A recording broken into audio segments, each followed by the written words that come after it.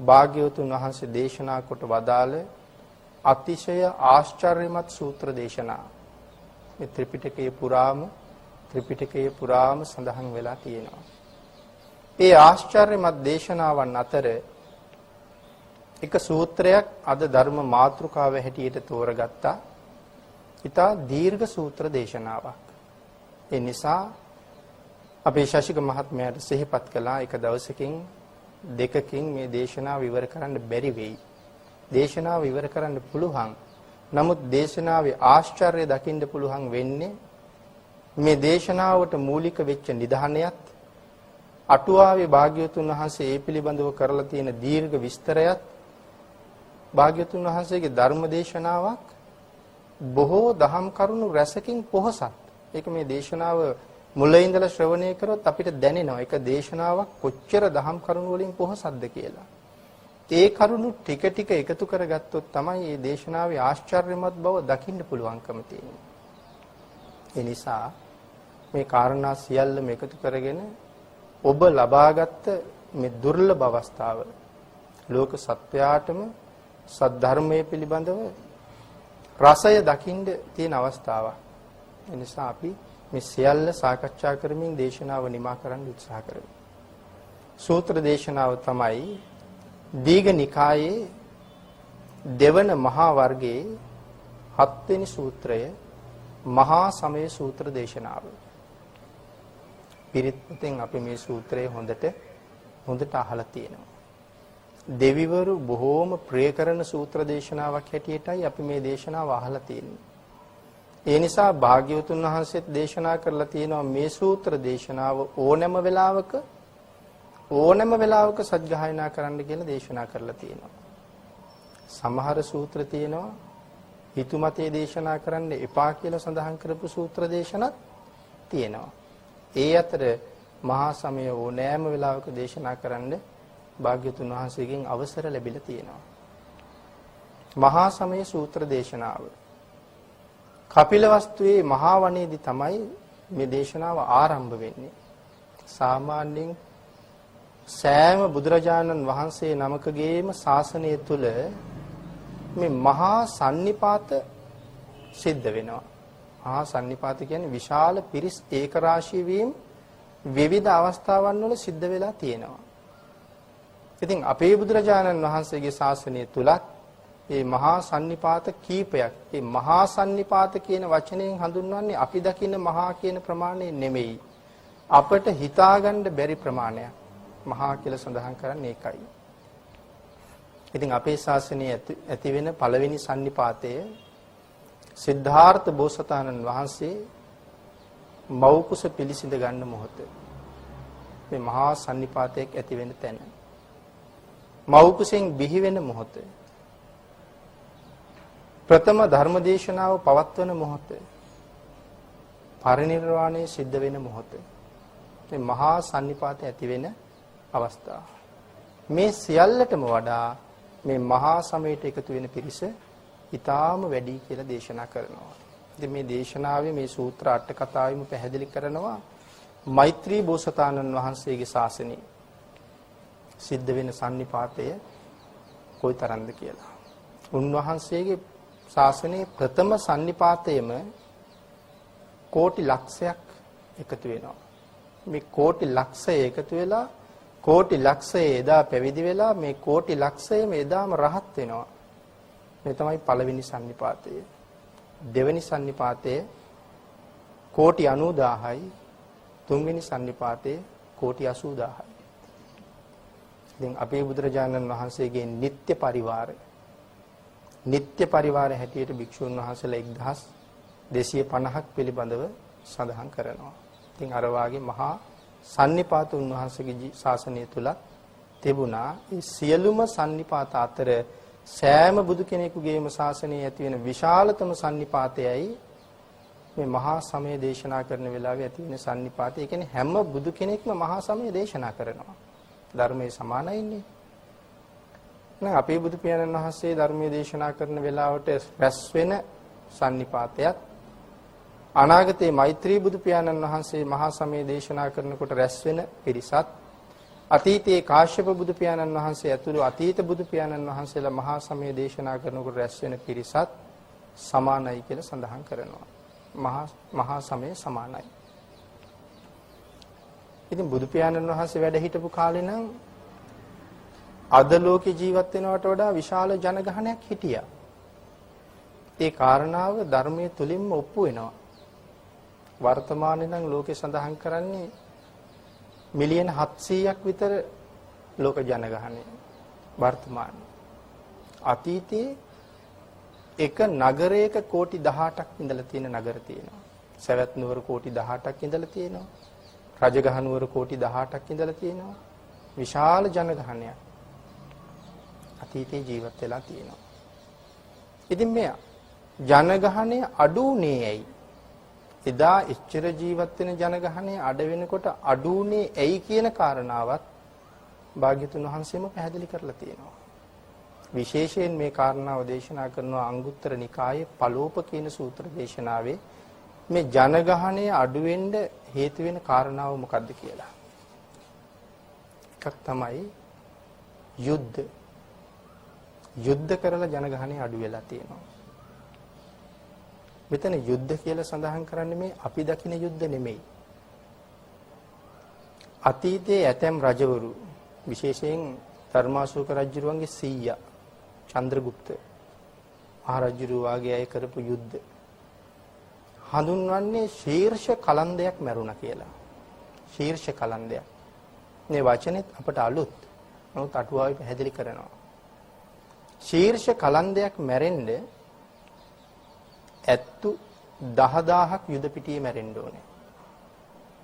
අශ්වයෝ ලක්ෂයක් යුද පිටියේ මැරෙන්න ඕනේ. යුද්ධයට අරගෙන යන රථ 50100ක් යුද පිටියේ විනාශ වෙන්න ඕනේ.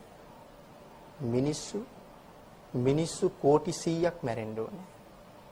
මේ පිරිස යුද පිටියේ මැරුණාම කිසි කෙනෙකුට හිතාගන්න බෑනේ මෙච්චර පිරිසක් මැරුණා කියලා. සඳහන් කරනවා මේ ප්‍රමාණීය යුද පිටියේ මැරුණාම හිස නැති මල කඳක් නැගිටලා යුද්ධ භූමියේ නටනවා කියලා. මේ මල කඳ නටනවා දකින්නකොට තමයි තීරණය කරන්නේ මෙච්චර ප්‍රමාණයක් මැරුණයි කියලා. ශීර්ෂ කලන්දයක් මැරුණා කියලා දැනගන්නේ එතකොට. චන්ද්‍රගුප්ත රජුරුව එක විතරක් යුද්ධ කරලා මල කඳන් 80ක් නැටුවා කියනවා. එක රජෙක් එච්චර මිනිස්සු මැරුවා නම් තව ඒ වාගේ මහ රජවරු කොච්චර මේ වාගේ යුද්ධ වලට එළඹෙන්න ඇද්ද? එච්චර මිනිස්සු මැරුණාම එහෙමනම් අද මිනිස්සු ඉන්න බැරි බව සත්‍යයි. ඊළඟ කාරණාව සඳහන් කරනවා දුර්භික්ෂ නිසා. දුර්භික්ෂ ඇති වෙලා මිනිස්සු මැරිලා තියෙනවා. සමහර දුර්භික්ෂ හඳුන්වලා තියෙනවා සේසට්ටික කියලා. දුර්භික්ෂ හඳුන්වපු නම මෙතන සේසට්ටික කියලා කියන්නේ සුදු ඇට බවට පත් වෙනවා කියන එක. මිනිස්සු වේලිලා මැරිලා යනවා. ඒ වගේම ගස් කොළන්, ගොයන් වාගේ දේවල් ගස් වේලිලා සුදු වෙනවා. ජලය නැතුව ගස් සුදු වෙලා මැරිලා යනවා. ඉතින් මිනිස්සුන්ට ආහාර නැතුව මිනිස්සුත් මැරිලා යනවා. එවන් දුර්භික්ෂ අතීතේ තිබිලා තියෙනවා සේසට්ටික කියන නමින් හඳුන්වලා තියෙනවා. ඊළඟ කාරණාව භාග්‍යවතුන් වහන්සේ පැහැදිලි කරනවා අධර්ම රාගය. මිනිස්සු ඇති නැති වෙන්න මිනිස්සු හිග වෙන්න හේතුව අධර්ම රාගය. මෙතන අධර්ම රාගය කාම මිත්‍යාචාරය මේ සඳහන් කරන දේවල් එකින් එකට වෙනස්. අධර්ම රාගය කියලා කියන්නේ ශිෂ්‍යයා ගුරුවරයාත් එක්ක කායික සම්බන්ධතාව පවත්වනවා. ගුරුවරිය ශිෂ්‍යයාත් එක්ක කායික සම්බන්ධතාව පවත්වනවා. එතකොට අපි පුංචි අම්මා කියලා හඳුන්වන්නේ. එතකොට පුතා පුංචි අම්මත් එක්ක කායික සම්බන්ධතාව පවත්වනවා. පුතා තාත්තගේ සහෝදරියත් එක්ක කායික සම්බන්ධතාව පවත්වනවා. පුතා සිය මවත් සමග කායික සම්බන්ධතාව පවත්වනවා. මෙන්න මේක හඳුන්වලා තියෙනවා මේ පළෝප සූත්‍රයේ මේකේ අට කතාවේ බොහොම ගැඹුරට භාග්‍යතුන් වහන්සේ හඳුන්වනවා. මේකට තමයි කියන්නේ අධර්ම රාගය කියලා. ඊට අමතරව භාග්‍යතුන් වහන්සේ පැහැදිලි කරනවා තවත් එක කාරණාවක් පිළිබඳව මිත්‍යා ධර්මය. දැන් අපි සඳහන් කරන්නේ කාම මිත්‍යාචාරය. නමුත් මෙතන සඳහන් කරන්නේ මිත්‍යා ධර්මය. මිත්‍යා ධර්මය කියලා සඳහන් කරන්නේ අද නම් මිත්‍යා ධර්ම ලෝකේ නීතිගත වෙමින් පවතිනවා. ඉතින් ලංකාවෙත් එහෙම වෙන්න සූදානම් කියලා කියනවා කොහොම වෙයිද දන්නේ නැහැ.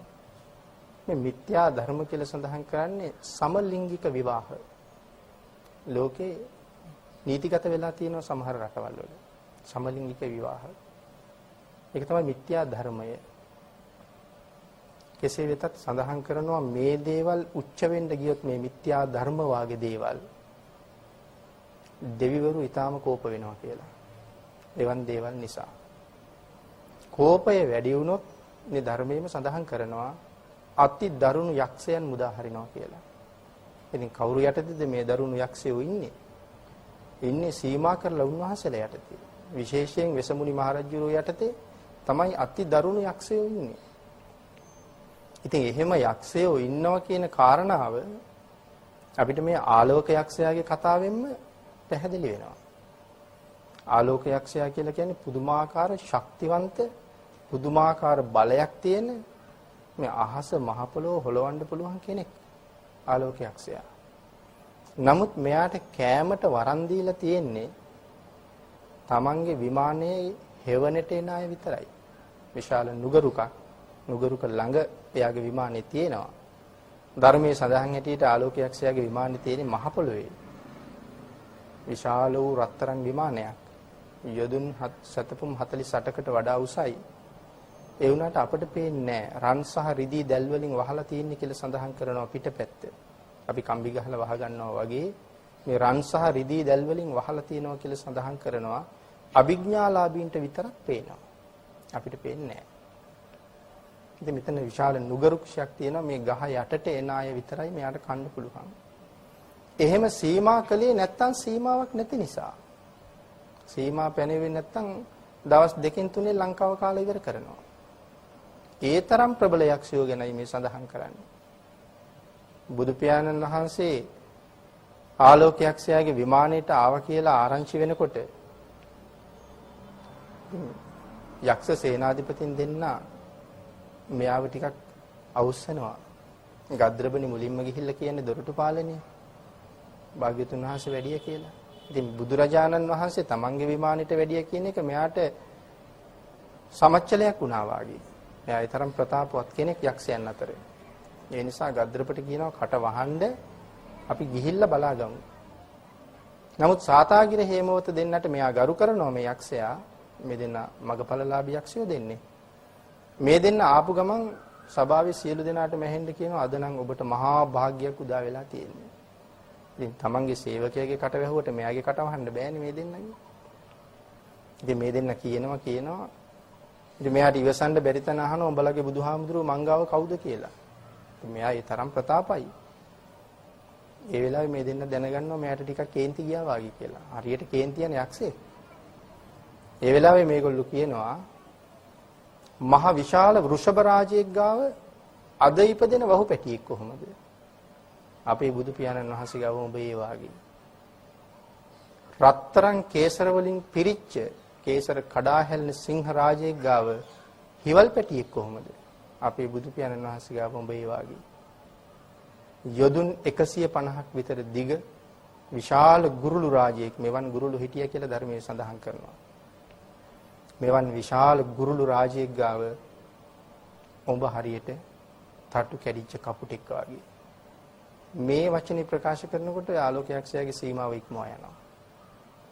සමාගමේ කටයුතු පසෙක දාලා සඳහන් කරනවා මනෝසීල කියන පර්වතයට වම් පාදයේ තියලා තවත් පර්වතයක තමයි දකුණු පාය තියන්නේ.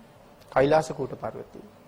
මනෝසීලාව වමින් පාගලා දකුණු පාය තියන්නේ කෛලාසකූටයට. මේ පර්වත පාදයන් යොදුන් දහස් ගණනක් විශාලයි.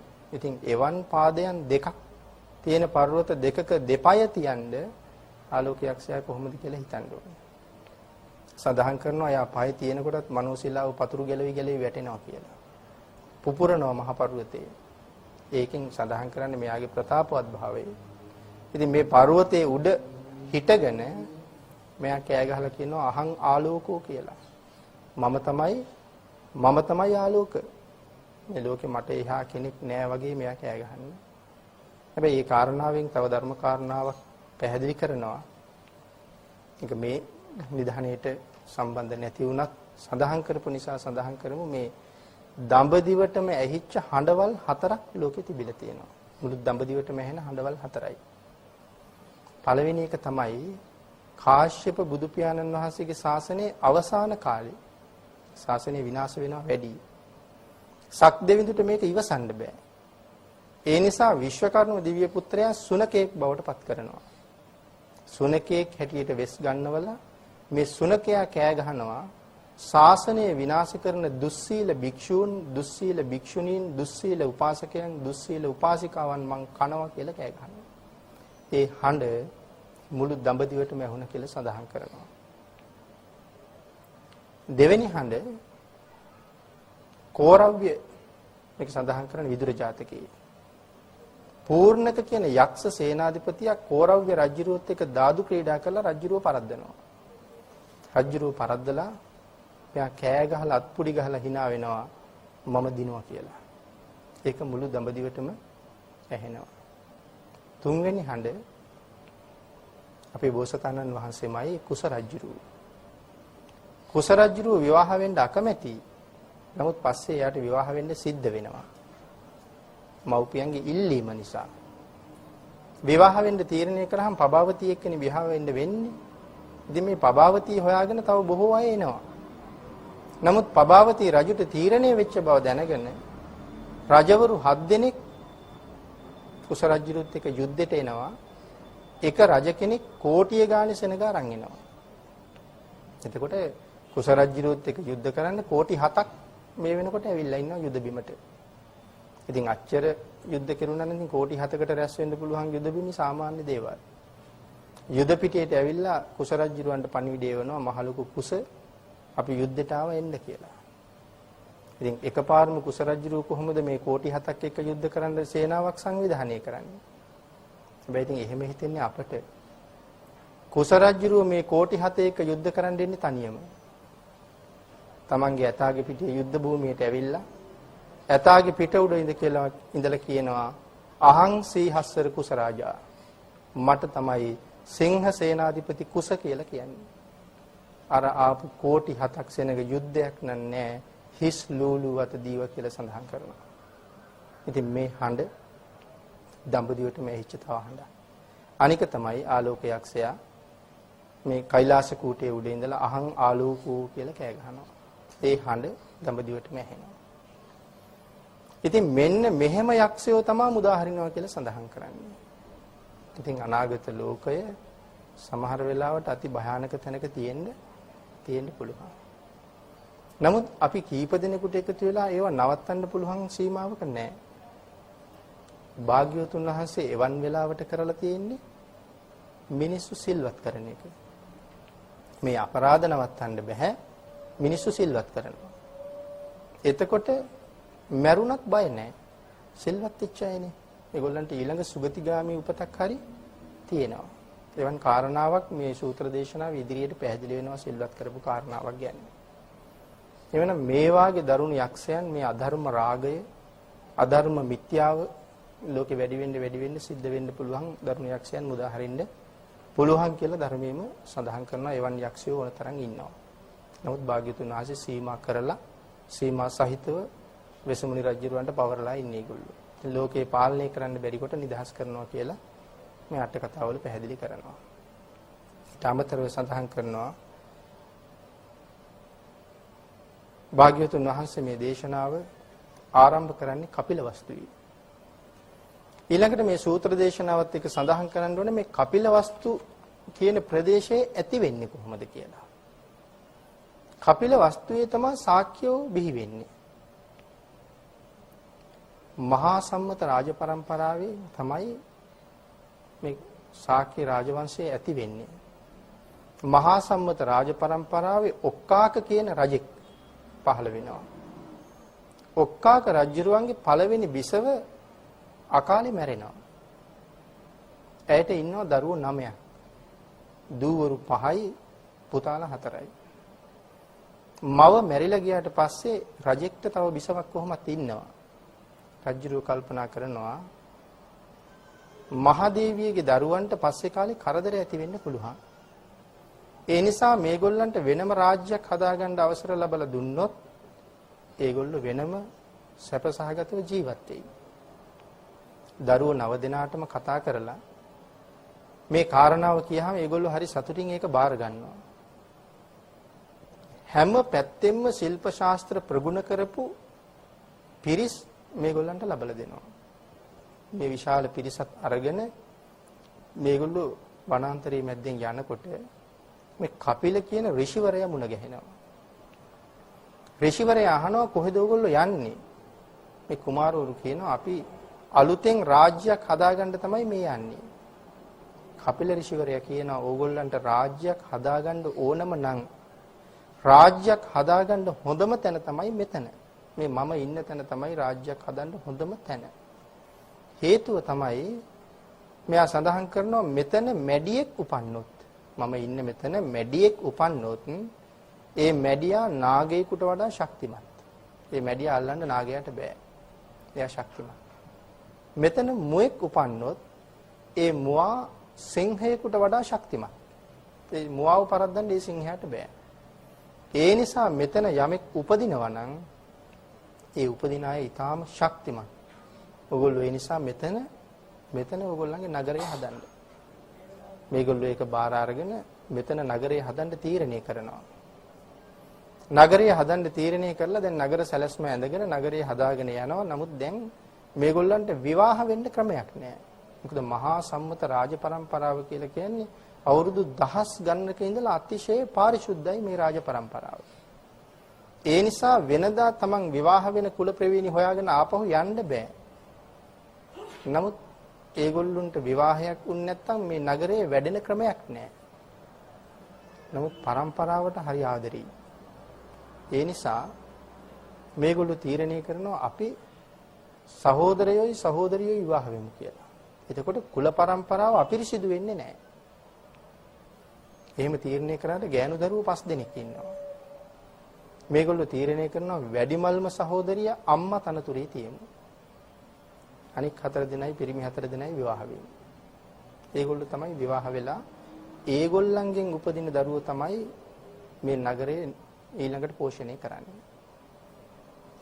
ඔක්කාක රජුරවන්ට ආරංචි වෙනවා පුතාලා ටික නගරයක් හැදුවා. රාජ પરම්පරාව අපිරිසිදු කෙරුවේ නැහැ. ඒගොල්ලෝ මේ විදිහට විවාහ වුණා. රජුරවන්ට හරි සතුටක් දැනුණා પરම්පරාව අපිරිසිදු කෙරුවේ නැහැ. සක්කා වතබෝ කුමාරෝ සක්‍යා වතබෝ කුමාරෝ කියලා වචනයක් පිට වෙනවා. අපි බෝසතාණන් වහන්සේගේ ශ්‍රී මුඛ ධාතුවිනුත් පිට වුණානේ.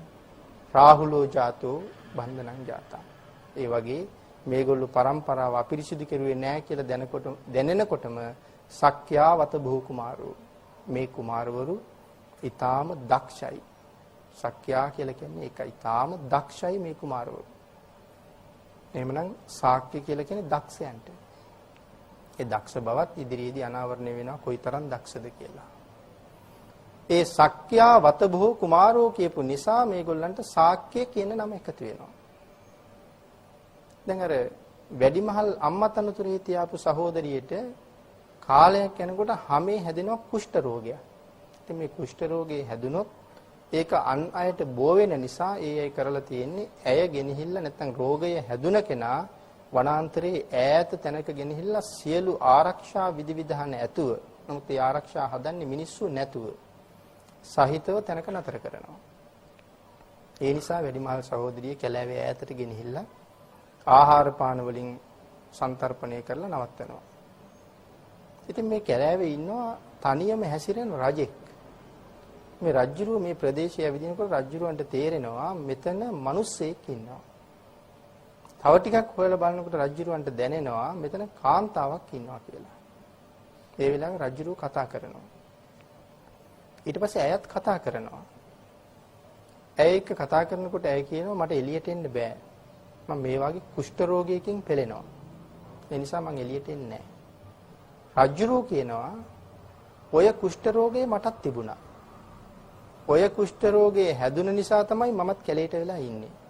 හැබැයි එක්තරා කෝලිය වෘක්ෂයක් ආශ්‍රය කරගෙන තමයි මම ජීවත් වුනේ. ඒ කෝලිය වෘක්ෂයේ කොළ මුල් පොතු කාලා බීලා තමයි මට සනීප වුනේ. ඒ නිසා ඔබව සනීප කරන්න අවශ්‍ය නම් මට පුළුවන්. ඇයි කියනවා ඔබ එහෙම කීවට මට පිළිගන්න බෑ. මම ශාක්‍ය කුමාරිකාවක්. මගේ වංශය අපවිත්‍ර කරන්නේ නෑ මම. මට ඔබ රජෙක් කියන එක විශ්වාස නෑ. කියලා මේ කුමාරිකාව රහස් වචන කීපයක් පිට කරනවා. දැන් හමුදාවකක් තියෙනවා රහස් වචන. රජවරු අතරක් තියෙනවා රහස් වචන. ඇය මේ රහස් වචන කීපේ ප්‍රකාශ කරනකොට රජුරු ඒකට උත්තර දෙනවා. ඒ වෙලාවේ තීරණය කරනවා එහෙනම් රජෙක්. ඒ වෙලාවේ ඇය අඬ ගහගෙන කෝලිය රුක්ෂය ගාවට ගිහිල්ලා ඒ බේත් හේත් හදලා දීලා ඇය සනීප කරනවා.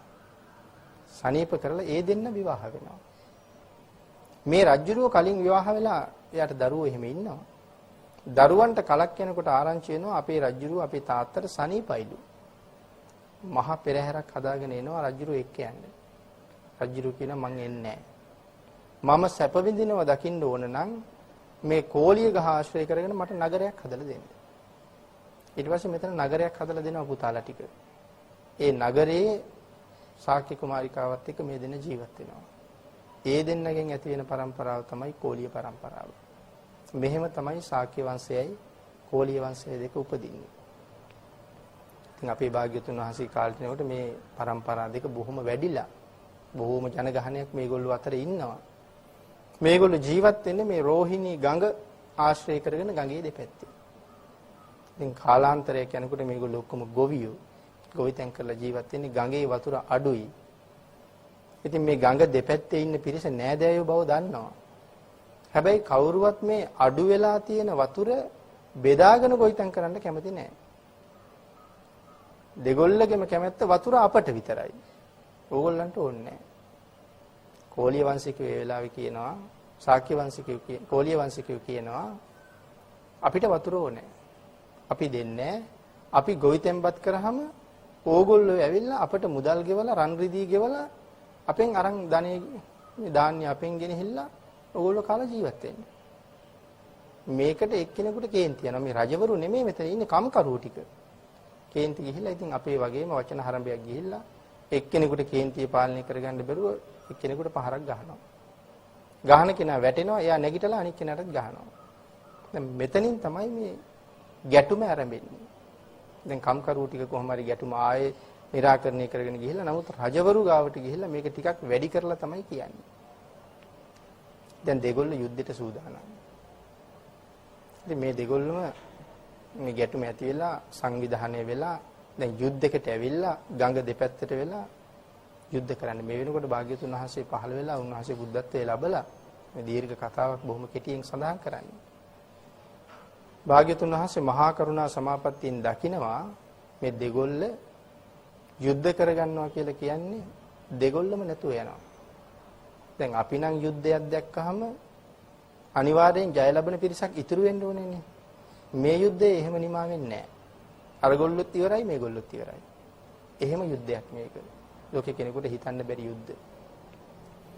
සඳහන් කරනවා මේගොල්ලෝ යුද්ධයේ ඒ තරම් දක්ෂයි. දඹදිවට හිටියේ මහා සටන්කාමීන් 3 දෙනයිනේ. එක්කෙනෙක් කොසල් රජුරුව. අනිත් එක්කෙනා මහාලි ලිච්ඡවි රජෙක්. අනිත් එක්කෙනා තමයි අපි හැමෝම දන්න බන්දුල මල්ල. මේ තමයි දඹදිව හිටපු මහා සටන්කාමීන් 3 දෙනා. මේ 3 දෙනා ඉස්මතු වෙලා පේන්නේ අරගොල්ලෝ සටන් කරන්නේ නැති හින්දා. නැත්තම් ලෝකේ පහළ වෙච්ච අතිවිශිෂ්ටම සටන්කාමීන් තමයි මේ ශාක්‍ය වංශයේ කෝලිය වංශිකයෝයි. නමුත් මේ දෙගොල්ල ප්‍රාණඝාත කරන්නේ නැහැ. හැබැයි ඒක තීරණය වෙන්නේ පස්සේ. අර වෙලාවේ ප්‍රාණඝාත කරන්න ලෑස්ති වෙනවා. මේ ප්‍රාණඝාත කරන්නේ නැහැ කියන තීරණය ආයි පස්සේ එන්නේ. මේගොල්ලෝ ඒ තරම් දක්ෂයි. ඉතින් සඳහන් කරනවා මේ අටුවාවේ එහෙම ශාක්‍ය රජ කෙනෙක් කෝලිය රජ කෙනෙක් යුද්ධයට අවතීර්ණ වුණාම පිටේ එල්ලලා තියෙන කූඩෙට එකපාර ඊතල දහස් ගාණක් දානවා. දුන්නින්නේ විදගන්නේ. මේ අත දුනු කූඩෙන් දුන්නක් ඊතලයක් ගන්නවත් දුන්නට තියලා මුදා හරිනවත් මේ අත යනවා පේන්නේ නැහැ කියලා සඳහන් කරන්නේ. හිතන්න තියෙන්නේ අපි මේ විදුලි පංකාවේ තටු කැරකෙනවා අපිට පේන්නේ නැහැ. ඒ වගේ තමයි මේගොල්ලන්ගේ අත යනවා වෙනවා පේන්නේ. විනාඩි ගණනක් ඇතුළත ඊතල දහස් ගණනක් හිස් වෙනවා. ඒ තරම් වේගවත් කියලා සඳහන් කරන යුද්ධය. ඒක හොඳටම පැහැදිලි වෙන තැනක් තමයි ශාක්‍යයන් සමූල ඝාතනය කරන්න විදුඩබ කුමාරයා ආපු වෙලාවේ. හැබැයි මේ වෙලාවේ මේගොල්ලෝ ප්‍රාණඝාත කරන්නේ නැහැ කියලා තීරණය කරලා ඉන්නේ. විදුඩබ වෙන වෙලාවේ. නමුත් දන්නවා දැන් අම්මවරුන්ගේ කුස ඇතුලේ ඉන්න දරු පැටව හිටන් අම්මගේ කුස කපලා ඇදලා අරන් මරනවා. ඒ තරම් විනාශයක් වෙනවා දැන්. ඒක හොඳටම දන්නවා.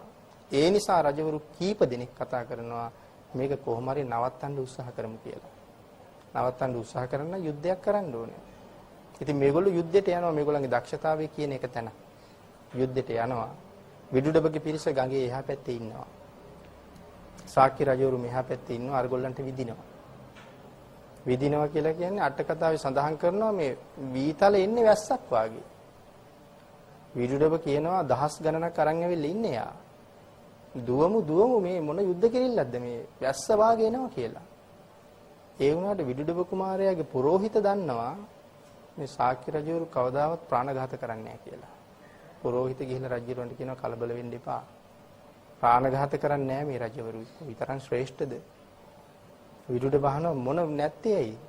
මේ එන ඊතල ප්‍රමාණයට ඉවර ඇති අපේ මිනිස්සු. රජතුමනි ගණන් කරලා බලන්න එක මිනිහෙක් මැරිලා නැහැ කියනවා. මේ විදින්නේ බය කරන්න.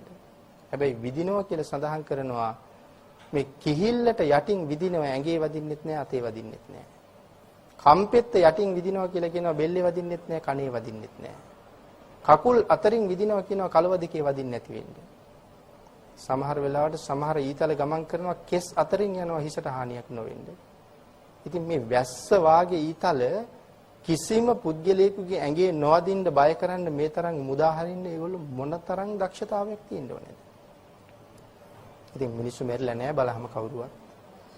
ඒ නිසා විදුඩබ කියනවා එහෙනම් ගිහිල්ලා ශාක්‍යයයි කියනවද අහන්න කියනවා. ශාක්‍යද මරන්න කියනවා. මොකද ශාක්‍යව බොරු කියන්නේ නැහැ. එතකොට ප්‍රාණඝාත කරන්නෙත් නැහැ බොරු කියන්නෙත් නැහැ. ඒ හින්දා ශාක්‍යද කියලා ඇහුවොත් මැරුවත් ඔව් කියනවා. මේ අතර සමහර අය මේ යුද්ධයට කලින් රටින් පිට වෙලා ඉඳලා තියෙනවා.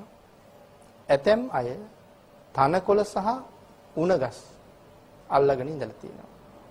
බොරුවක් කියන්නේ සම්‍යක් ප්‍රයෝගයක් පාවිච්චි කරනවා. මේ උණගස් අල්ලගෙන ඉන්න අය ගාවට ගිහිල්ලා ශාක්‍යද කියලා අහපුවාම මේගොල්ලෝ කියන මේ ශාක නෙමෙයි උණ. බොරුවක් කියවෙන්නේ නැහැ. මේ ශාක නොවේයි උණ. මරලා නැහැ. තෘණ තනකොළ අල්ලගෙන ඉන්න අය ගාවට ගිහිල්ලා ආපුවම ශාක්‍යද කියලා මේ ශාක නෙමෙයි තෘණ. ඒගොල්ලෝ මරලත් නැහැ. ඉතින් මේගොල්ලෝ සම්‍යක් ප්‍රයෝගයක් කරලා බේරිලා තියෙනවා. පස්සේ ඒගොල්ලෝ හඳුන්වලා තියෙනවා උණ ශාක්‍යෝ සහ තෘණ ශාක්‍යෝ කියලා. එහෙම සම්‍යක් ප්‍රයෝගයක්වත් පාවිච්චි කරපු නිසා වටිනාකම ටිකක් අඩු කරලා තියෙනවා. ඒ තරම් සිල් රකින්නවා මේ අය.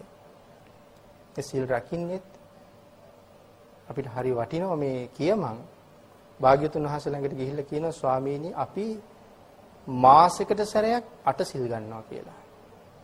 මාසෙකට සැරයක්. ඉතින් අපි අපිට දාලා බලන්න ඕනේ එතකොට. භාග්‍යතුන් වහන්සේ අහනවා මේ ගොරබිරන් සංසාරයෙන් ගොඩ යන්න මාසෙකට සැරයක් 8 සිල් අරන් ඇත්නම් කමන්නේ නැහැ කියලා. ලැජ්ජ හිතෙනවා එතකොට. පස්සේ ඇවිල්ලා බුදු පියාණන් වහන්සේට කියනවා ස්වාමීනි මුළු ජීවිත කාලයම අපි 8 සිල් ගන්නවා කියලා. එහෙමනම් ශාක්‍යයන්ට අනුමත කරලා තියෙන්නේ 8 සිල්. මුළු ජීවිත කාලෙම 8 සිල් මත. ඉතින් තථාගතයන් වහන්සේ දන්නවා අපිට එහෙම බැරි බව.